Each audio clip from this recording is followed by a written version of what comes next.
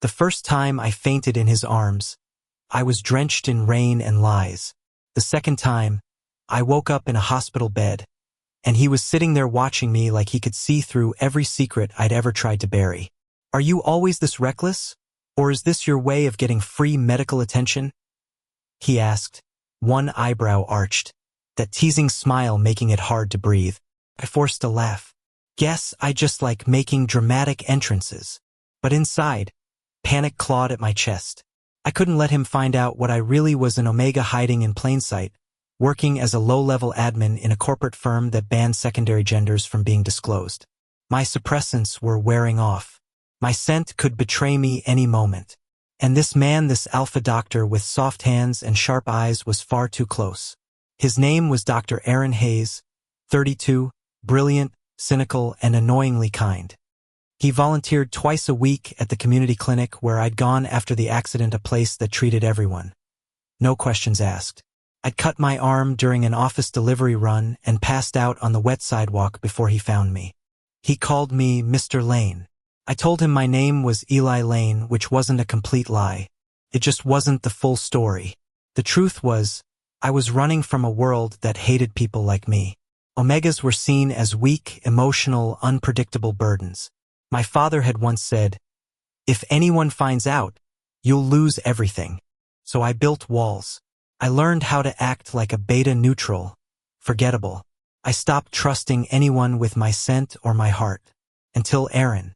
He noticed things no one else did, how I flinched at loud noises, how I always wore long sleeves, even in summer, to hide the suppression patches. Once, when I forgot to eat, he dropped by my office with a sandwich and said, "You look like you've been surviving on caffeine and anxiety." I tried to joke it off, but his eyes softened. "You don't have to keep pretending you're fine." Pretending was all I knew. One evening, after a 12-hour shift, I ran into him at a coffee shop near the hospital. He was sitting alone by the window, the city lights reflected in his glasses. He looked tired, not the kind of tired that sleep could fix, but the kind that comes from caring too much in a world that doesn't care back. He waved me over. "You look like hell," he said. "You always know how to flatter a guy," I replied, smiling despite myself.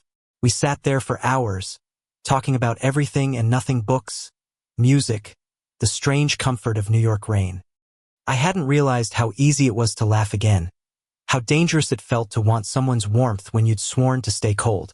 At one point, he said softly, "You remind me of someone who's always waiting for permission to breathe." I looked away. Maybe I just like holding my breath. He smiled, but it didn't reach his eyes. That's a lonely way to live. The night my secret almost came out, everything fell apart. It started with a company health screening mandatory.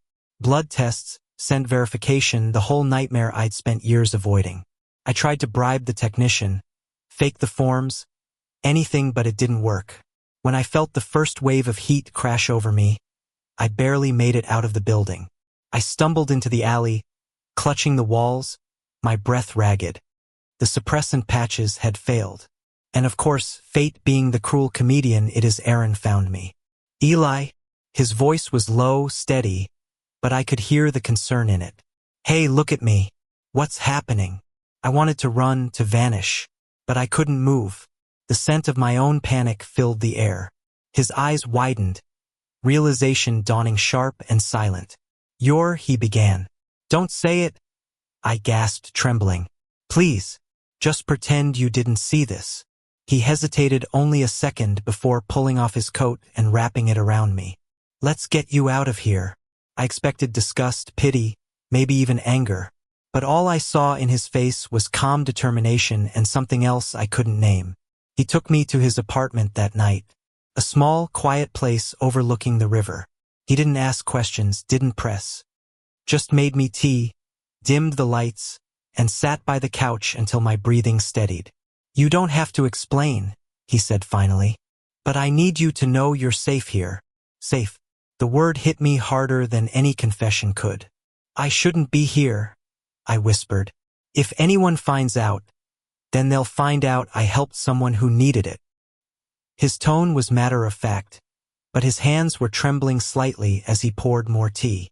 I couldn't stop staring at him, the way the lamplight touched his face, the exhaustion in his eyes, the quiet defiance in his smile. "Why are you doing this?" I asked. He looked at me for a long time, then said, "Because I don't believe people should have to hide who they are just to be loved." My heart broke a little right then, and something new began to bloom in the cracks. The following days blurred into a strange kind of peace. I stayed at his place under the excuse of recovering, though we both knew it was more than that. He cooked breakfast badly. I pretended not to notice. We fought over music choices, over who got to make the coffee. He teased me about my obsession with old movies.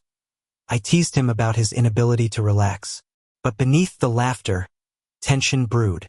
I could feel it in every glance, every brush of his hand when he checked my pulse. There was something between us fragile, forbidden, terrifyingly real. Once, late at night, he asked, "Do you ever wish you could stop pretending?" "Every day," I said softly. "But I don't get to wish for things like that." "You do now," he murmured. When he kissed me, it wasn't planned. It wasn't gentle either. It was the kind of kiss that burned raw, desperate, the collision of two people who'd spent too long denying what they needed. For the first time, I stopped thinking, stopped hiding. I just felt. And for a moment, being in Omega didn't feel like a curse. It felt like coming home. The day everything came crashing down, the hospital was full of noise, reporters shouting, security guards scrambling, the hum of whispers spreading like fire. My name was on every screen. Eli Lane, the Omega who lied. The Omega who worked under a false identity. Someone from my company had leaked it. Maybe out of fear, maybe revenge. It didn't matter anymore. My world, already fragile, was collapsing in real time. I remember sitting in Aaron's office, staring at the floor while the storm outside grew louder. The blinds were drawn, but even then, I could see the flashing lights of cameras through the slits. "They know," I said, my voice hollow. Aaron was quiet for a long time. When he finally spoke, it wasn't anger I heard, it was sorrow. "You shouldn't have had to live like this." I laughed bitterly. Shouldn't have, but did. That's life for people like me, isn't it? Hide or be destroyed. He reached across the desk, taking my hand firmly. "You're not alone anymore." The warmth of his touch almost undid me. "You don't understand. You could lose everything for being seen with me." "I don't care." And when he said it softly, fiercely, I believed him. By noon, the board had called him in for questioning. By evening, his medical license was under review. They accused him of unprofessional conduct, of emotional involvement with a patient. The headlines painted him as reckless, unethical, the doctor who broke rules for an Omega. I wanted to scream that it wasn't true, that he'd done nothing wrong, that he'd only ever saved me in more ways than one. But Aaron just smiled when I confronted him that night. "You think I didn't know this might happen? You shouldn't have to pay for my mistakes." He shook his head. "Loving someone isn't a mistake." We left the hospital rooftop that night together, the city lights glittering below. The wind was cold, sharp, but his hand in mine was steady. "I could disappear," I whispered. "Start over somewhere else. I've done it before." He looked at me like I'd said something unbearable. I also knew he was brave, hardworking, and deserved dignity, something our society keeps denying Omegas. Gasps, murmurs, reporters scribbling furiously. He continued, voice unwavering. "If compassion is a crime, then I'm guilty.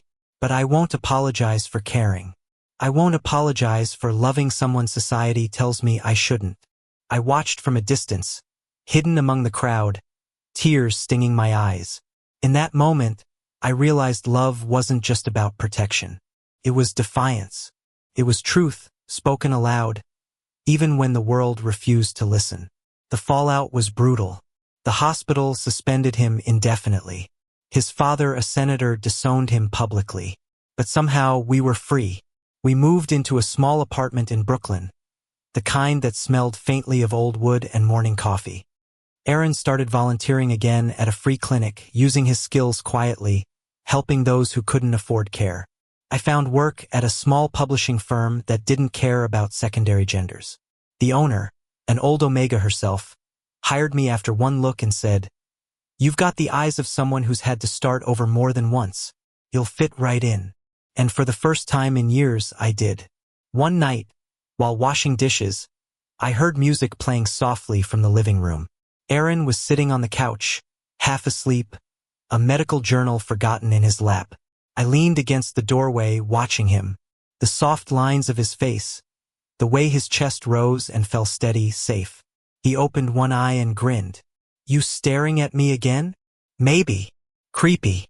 Romantic," I corrected, walking over and kissing his forehead. He pulled me down beside him, his arm looping around my waist. "You know, when I first met you, I thought you were trouble." "I was. You still are." We both laughed, the kind of laugh that fills all the cracks the world left behind. Months passed. Seasons changed. But love, fragile, imperfect, defiant, remained. We still faced whispers on the street. Still got stares when people noticed the faint scent between us. But it no longer mattered. Because every morning I woke up to his quiet breathing beside me. And every night I fell asleep knowing I didn't have to hide anymore. The world hadn't changed. Not yet. But we had. A year later, a new policy passed, one banning workplace discrimination based on secondary gender. Aaron's testimony, along with several other doctors, had helped push it through. The news played on TV as we sat together eating breakfast.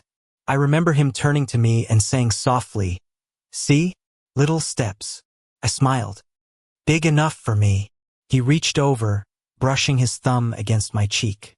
"You ever think about what life would have been like if I hadn't found you that day?" I thought about it, about the rain, the fear, the lies. And then about him, the warmth, the laughter, the quiet strength. "No," I said finally, "because then I wouldn't have found myself either." That evening we walked by the river, hand in hand. The sunset painted the sky in shades of gold and violet. He stopped suddenly, pulling me close. "You still wear that suppression patch out of habit," he murmured, fingertips brushing the edge beneath my collar. "Maybe," I whispered, "but it's fading, like everything else that used to scare me." Aaron smiled, pressing a kiss to my temple. "Good. You were never meant to hide." I looked up at him, at the man who had risked everything to see me as I was not a secret, not a scandal, just Eli. "Thank you," I said quietly. "For what?" "For loving me out loud." When the wind rose, he pulled me closer, his coat wrapping around both of us. The city stretched endlessly ahead, imperfect, harsh, but beautiful all the same. And for the first time, I didn't feel like I was pretending. I didn't feel like an Omega, or a label, or a lie. I just felt alive. As the sun disappeared behind the skyline, Aaron whispered, "We made it, Eli." I smiled against his chest, the city humming softly below. "Yeah," I said. "We did." And in that quiet, golden moment, surrounded by a world that still didn't fully understand us, I realized we didn't need it to. Because love, when it's real, doesn't ask permission to exist. It simply does. Thank you for listening. Don't forget to like and subscribe to stay updated with the latest videos.